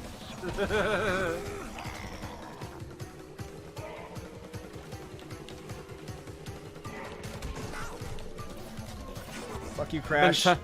I have been tempted to buy the latest hit craze that is sweeping the nation, called Among Us. It's $5, so go ahead. Yeah. I just bought it today because for the same reason. It's like because it's $5. Because it's $5, and it's because a lot of people have been playing it whose opinions I respect and actually give a shit about. As well as people we probably know. Yeah, like I saw Cody bought it, and I know like 7 people on my friends list bought it. It's an interesting thing. Of there is the killer, do not die. Unless you are the killer, then it's like, well, it's the killer, do not die. Man. Oh, back when I gave a shit for Catherine. Holy crap. Man, remember when we thought Catherine was good because you were fucking stupid? Sorry. Yeah, I bought Catherine because I was interested to see like the puzzle aspect to it. Not to mention, I was curious to see like, okay, what's this game gonna rate me in the way I answer questions? Although some of those questions are bullshit. I remember playing Catherine thinking, oh man, this story is cool, but the puzzles are shit. And now I think, oh no, this story is shit and the puzzles are shit. The puzzles at first felt okay, like, okay, that's kind of satisfying to do. Then after a while, it gets stupidly hard, and it's like, I'm just gonna look it up because there's a single solution to these. And except in some of them there aren't. Like the final boss puzzle is random.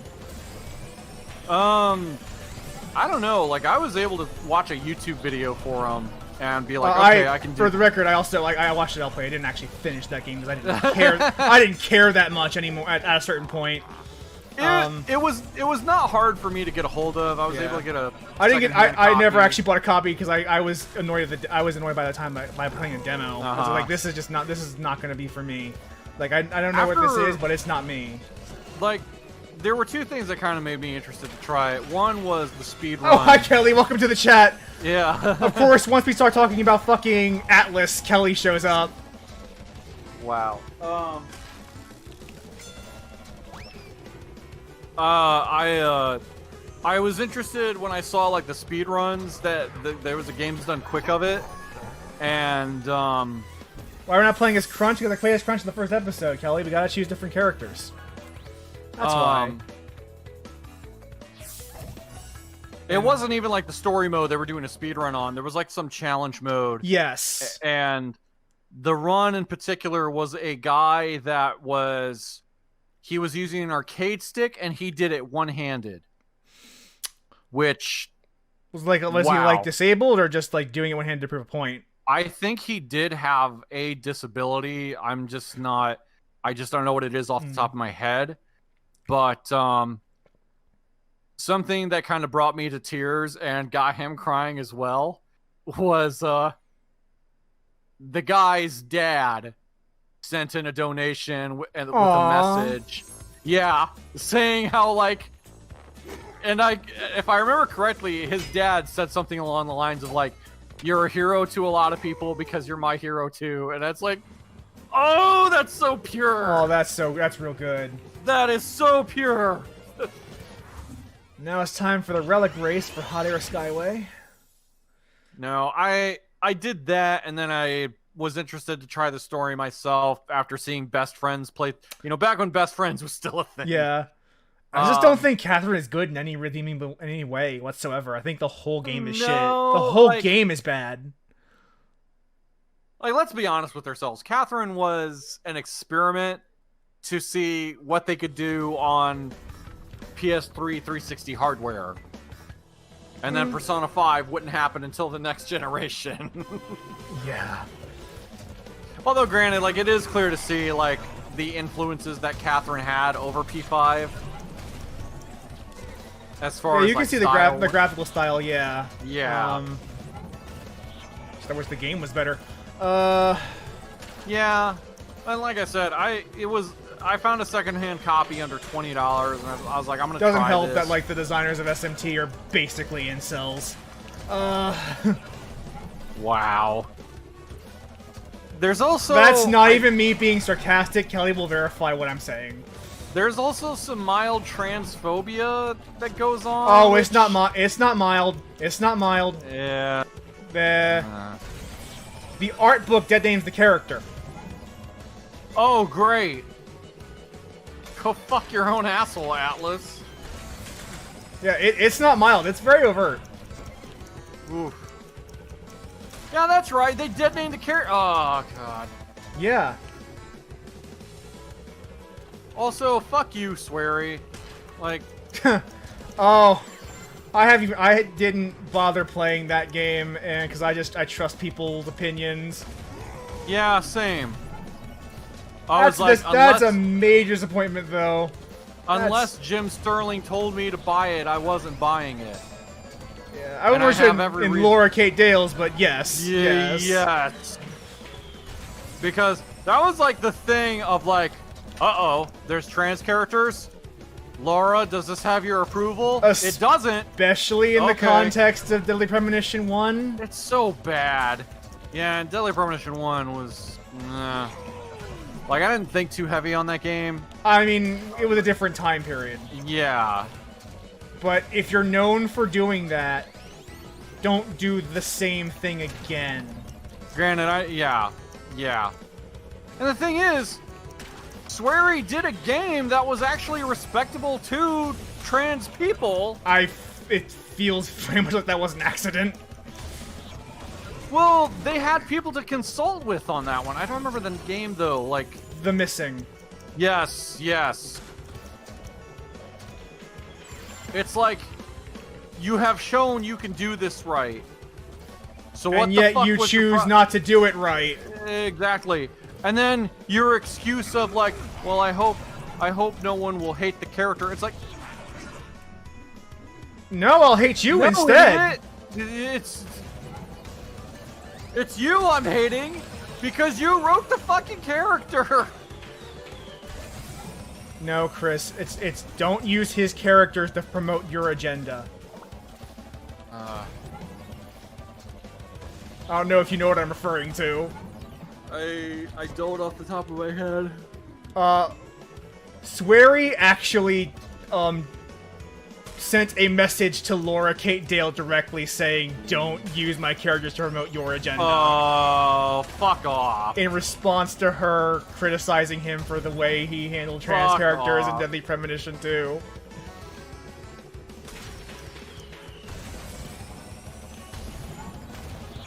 His words, not mine. No. Go fuck yourself, Swery. Oh, we're gonna get the relic in no time. This is a great time. This won't be gold or platinum, but it's a good time. Nice. There we go. Sapphire relic. That's all I'm looking for, because I'm a basic bitch. Nice. Yeah, Xenochrist, Swery sucks. Yeah, he does. So one of the worst part about streaming this game, Chris? It's getting a little warm in here. Because I don't have the fan on. Because if I had the fan on, you'd hear it. Uh-huh. So I'm sweating fairly profusely right now. Do you need a towel? No, I'm good. Okay. You wipe down this chair when I'm done with it, though.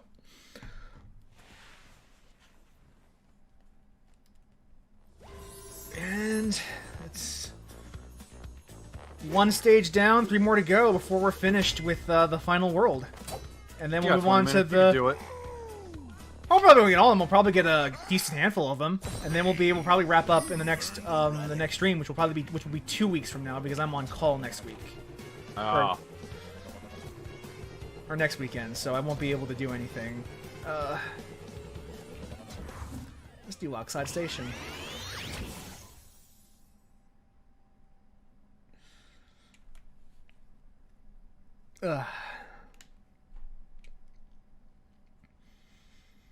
But this is a good game. This game, like, the thing they did with the remake is that this game really does feel good. It feels good to play. Despite the stupid bullshit that they did with microtransactions and whatnot. Super fast. This game was still $40. Yes. Oh, yeah. I have a box version of this game. Same. That on the back does not mention in-game purchases. Nope.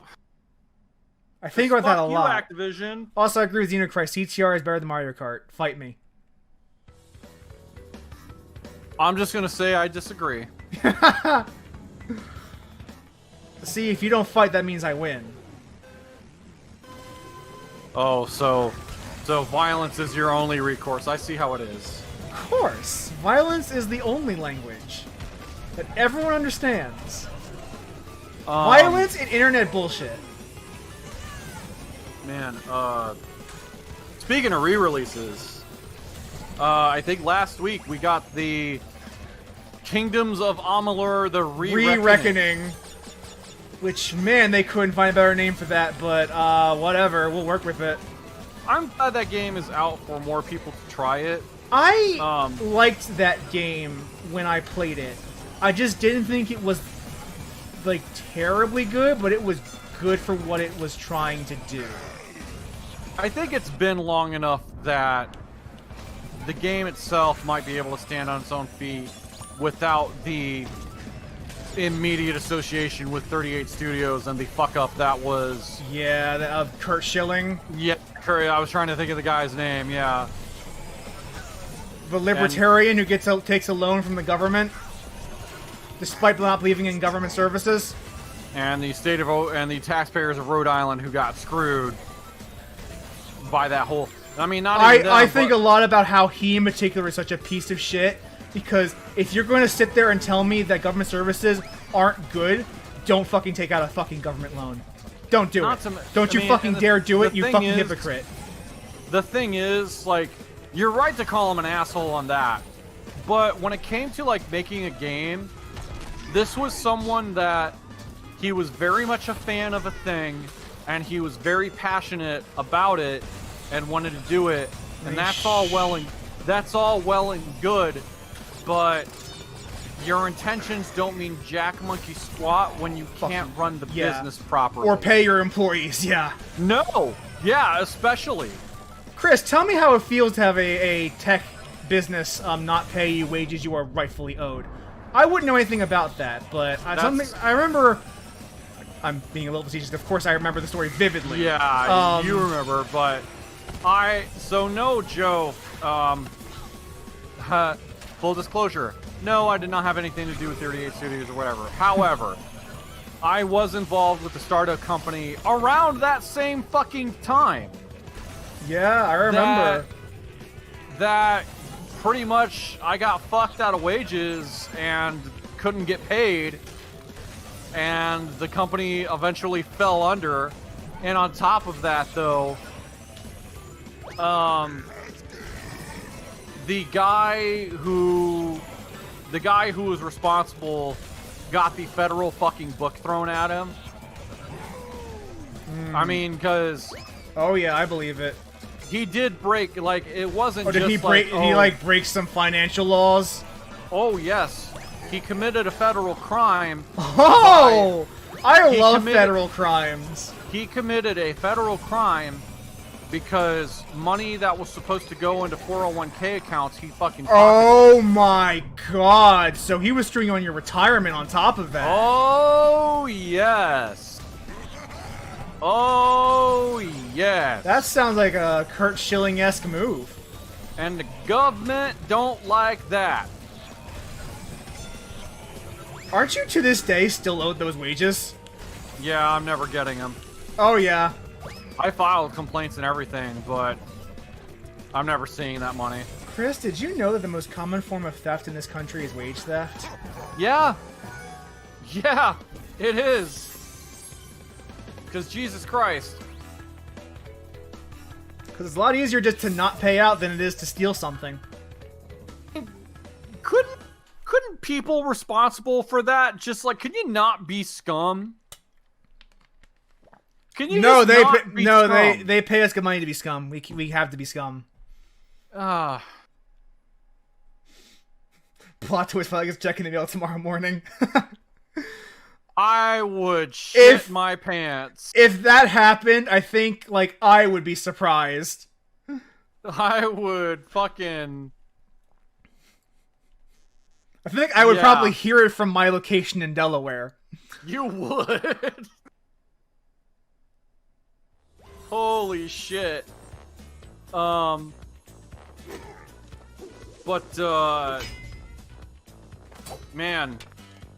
Kenan's Omelet Re-Reckoning is something that, if you've not played that game before, here's a good way of doing it. Yeah, and it's a good game. It's a good RPG. It Like it aged more gracefully than you'd think it should. See, now, there have been reviews that I have been seeing that a lot of people are kind of knocking on it because it's like, oh, they haven't really taken the chance to improve on places where they could, yada, yada, yada. And it's like, you know what? Yeah, it's probably got its old warts and all. Oh, it does. It does. It's still good. Like I played that game all the way through. I beat the entire campaign, and it's a good game. It plays very well. I never touched the DLC, but it is. I didn't nice, touch like, DLC hey, either. I only did the base game. I didn't even know there was DLC until recently. Yeah, but it's like they included that, and you know, hey, they're doing the smart move of like it is $40. So it is a $5 foot long. Oh god, I saw something that talked about how like $5 footlongs kind of fucked Subway as a company. I believe it, because that seems like that is a pretty good deal. Yeah. Say what you want about the quality of like Subway food and whatever. It's edible. Like, It's edible. I've never had a problem. I've never had a bad experience at a Subway. I'll say that. I much. had one, but it was my own fault. Oh. What did you do? Didn't realize you had to order meatballs and the pasta and the sauce separately. Like I ordered a meatball sandwich, didn't realize I had to ask them to put sauce on it. Huh. I've had a meatball sandwich there. Usually it's always got some kind of sauce because they keep it in that shit. At least the places I've been. The one I went to had meatballs and sauce in separate containers. Huh. And I had a bland-ass meatball sandwich. But it was just the one time. Okay. No, I've not had anything like that happen at a Subway. Yeah, I've not had like a bad like restaurant experience there. Like, oh, they fucked something up. Like, no, it's when I'm sitting there watching them do it, it's very rare. Yeah, that was literally the only time. Other than that, I've had pretty good experiences with food. It's a deli. Like what? Like you don't expect the moon, but it's completely fine. It is.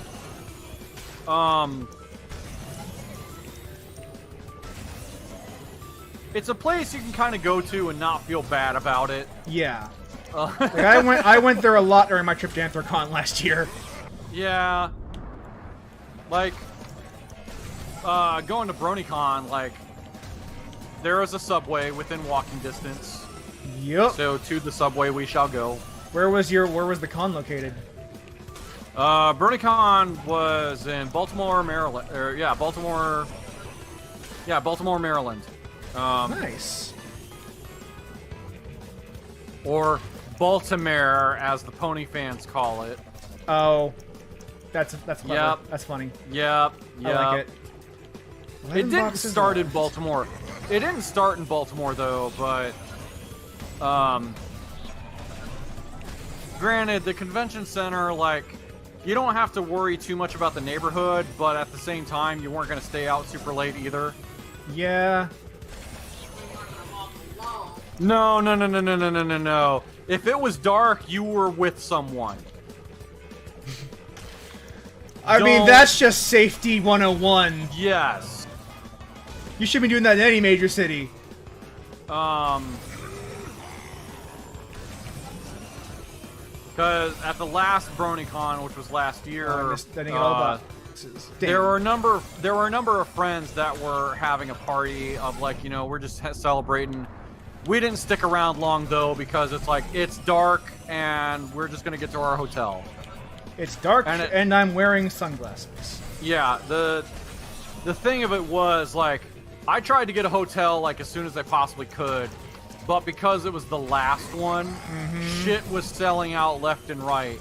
So the Hilton, which that hotel, if you get a room there, you never have to go out on the streets because it is connected I directly missed a to the... single box.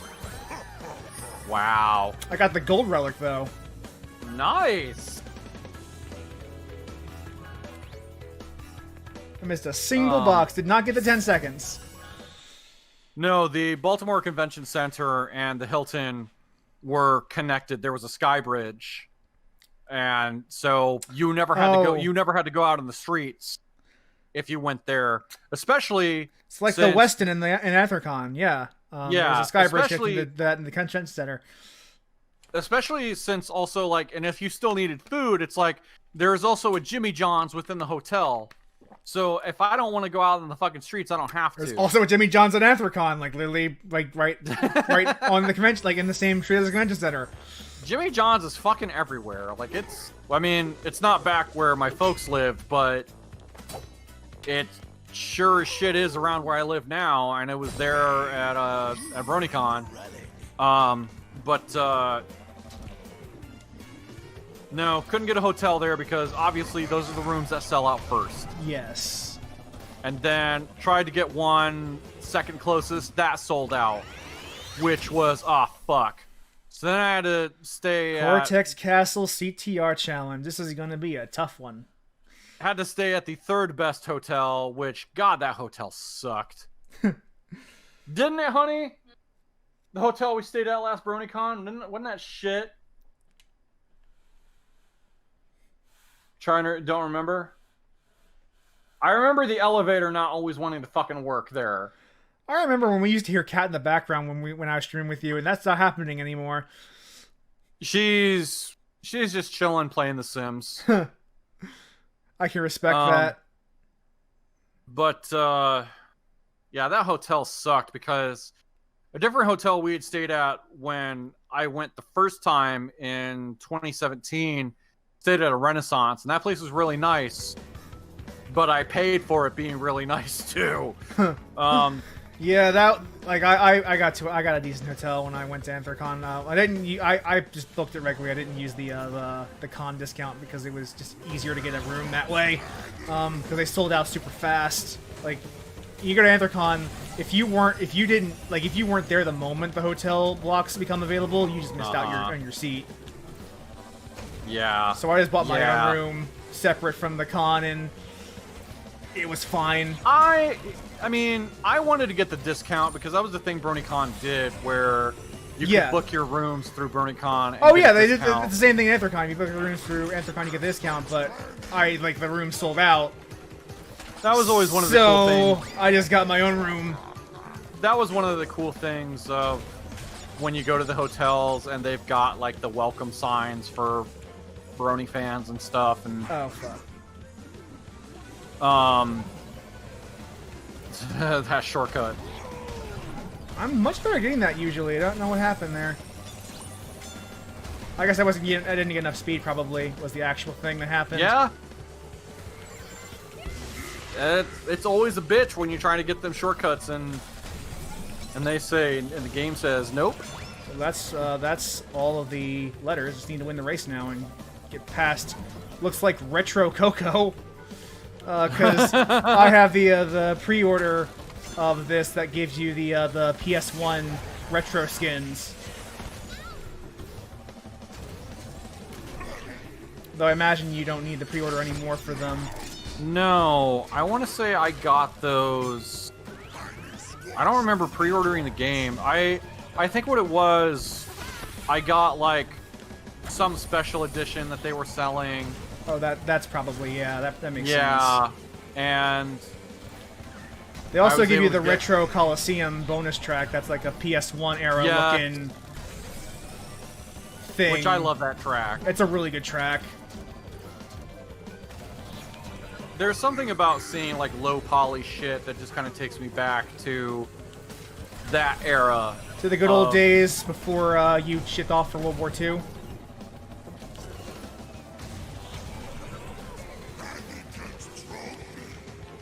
Nothing? You can't see the face I'm making right now. Oh, I can't, but I wish I could. I wish so badly that I could.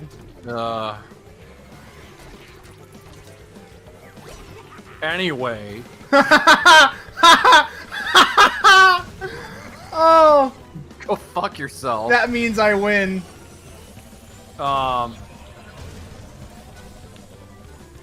Yeah. No, just that magical time of, like, PS1, N64, the Saturn, which I had one, but it might as well not have even existed. Man, Sega fucked up the release of the Saturn so damn bad, and Sony was undercutting since day one. Yeah. Huh, I wonder if I have time for one more, or if we should wrap it up. What do you think? Try. You can try to do it. Let's do a relic race. Let's do the relic race for this, and then do that relic race. We'll give it one shot, and if we don't get it by the time 10 o'clock shows around, or by the last attempt after 10 o'clock, then we'll just call it for the night. But aside from that, that means we got next stream 2 relics, 1 CTR token, and then the gem cups, and then that's it. We're done after the final boss. So that sounds like we should probably get done next time we stream CTR. Nice. Either way. So we're making good progress in this game. This didn't take as long as I thought it was going to finish the campaign for this. It's granted, I think it's also in part that you know this game very well as you do. That's true. Like I've played CTR so many times. Yeah. Let's get this relic race.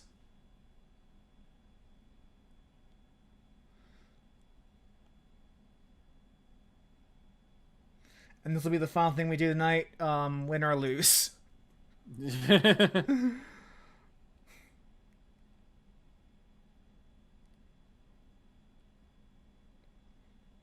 I like this stage a lot. I like where the angularity really sucks in the engine labs. Here it's not as bad because you can usually trick your way through most of those turns, or like just jump over the gap, which I've done a couple times in the CTR race, where you can just like jumping over the gap is a perfectly like valid way of navigating. Whereas in engine labs, those corners tend to be sharp and the walls tend to be in the way. You could kind of jump the wrong way and you'd be fucked. Yeah, like that. But you can also just hop over the gap here, and instead of trying to turn through, just take it.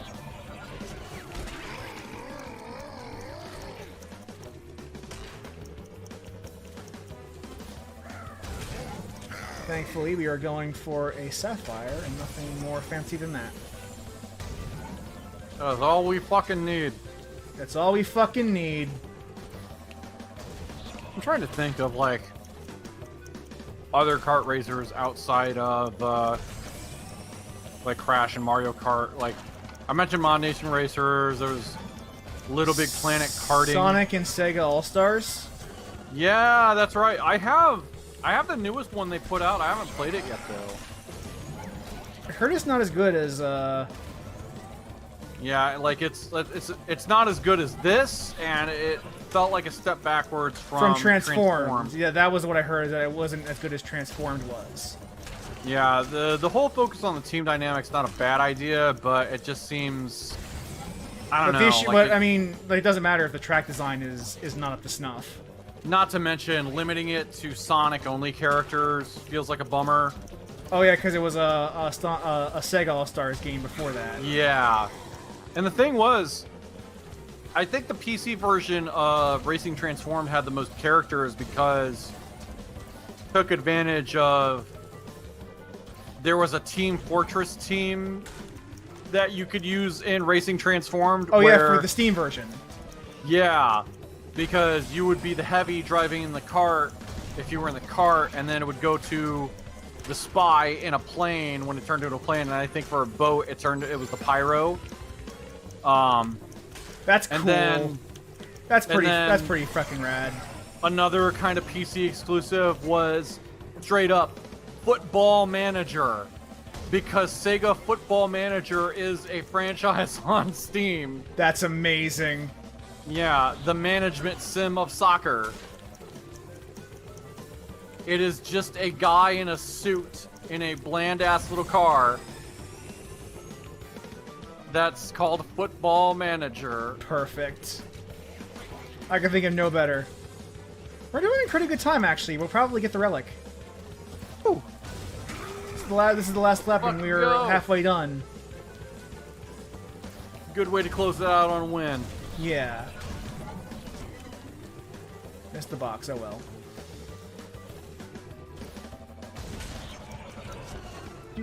Yeah, they were almost at the end, so we're gonna get the sapphire almost guaranteed at this point. Unless you fuck up. I mean, I got 30 seconds, and the entrance is right there. I had to really fuck up to get this bad.